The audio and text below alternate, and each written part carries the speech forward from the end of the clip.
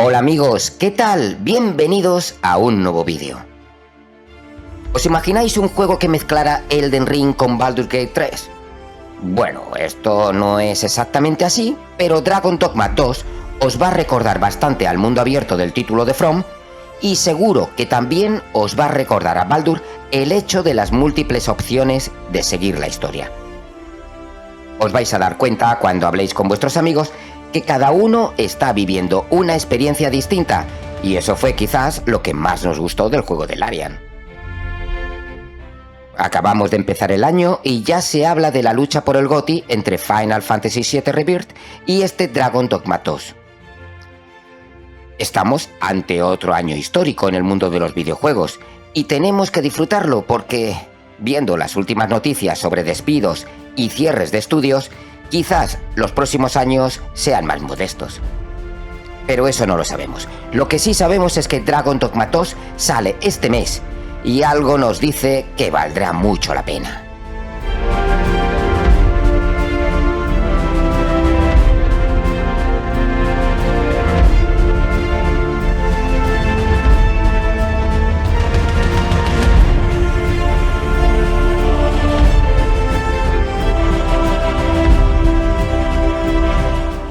Dragon Dogma ya tiene más de 20 años y fue un juego que pasó bastante desapercibido en su salida. Durante estos años el título fue recogiendo sus frutos y se fue convirtiendo en un juego de culto. Yo lo disfruté de salida, como también su extensión, que igualmente me encantó. Quizás este primer título no ha envejecido muy bien. No lo sé, yo no soy imparcial, ya que le tengo mucho cariño, pero puedo entender que ahora se piden otras cosas. Por eso estamos de suerte. Tenemos el mundo de Dragon Dogma con muchas mejoras, tanto en gráficos como en su gameplay. Y eso me la pone dura. Podemos empezar diciendo que su mapa es 4 veces más grande que el del primer título. Un mundo abierto en el que nos encontraremos muchas cosas que hacer. Ya os decía que cada uno viviremos una historia distinta, y es que todo va a depender por dónde decidamos ir o con qué NPC hablar.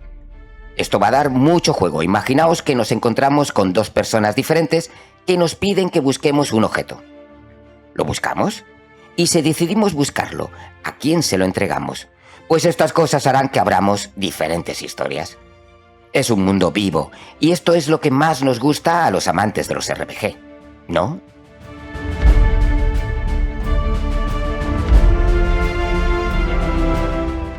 Luego está el elegir las clases en tu personaje. Eso es lo que nos puede recordar a Elden Ring. Entre las vocaciones o clases tendremos al duelista místico, que lucha con una danza doble y combina los ataques cuerpo a cuerpo con la magia, o el arquero mágico, con los ataques a distancia y sus flechas mágicas. Estas flechas pueden ser de fuego, hielo o electricidad. O el ladrón, con sus ataques rápidos con 2 dagas. Lo bueno de estas clases es que se pueden ir cambiando durante el juego o mezclando habilidades de cada uno. Los que hayáis jugado al primer título recordaréis a los peones. Estos son los acompañantes que te van a ayudar en la lucha, y lo suyo es hacer un equipo equilibrado. Eso también nos puede recordar a Dragon Age Inquisition. Escoge un arquero, un mago y un luchador, por ejemplo.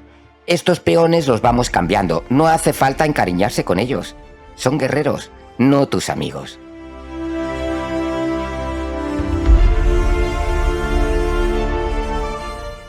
Los combates nos van a llamar mucho la atención, con el ladrón y sus golpes rápidos, o el luchador y su espada y escudo.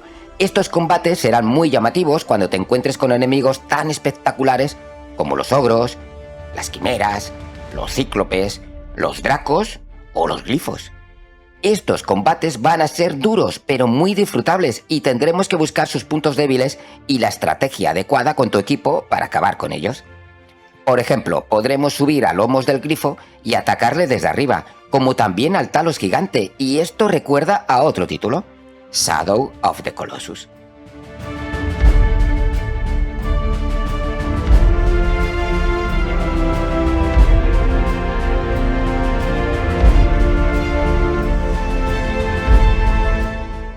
Está claro que este Dragon Dogma 2 nos va a recordar a varios títulos importantes, pero con su propia personalidad.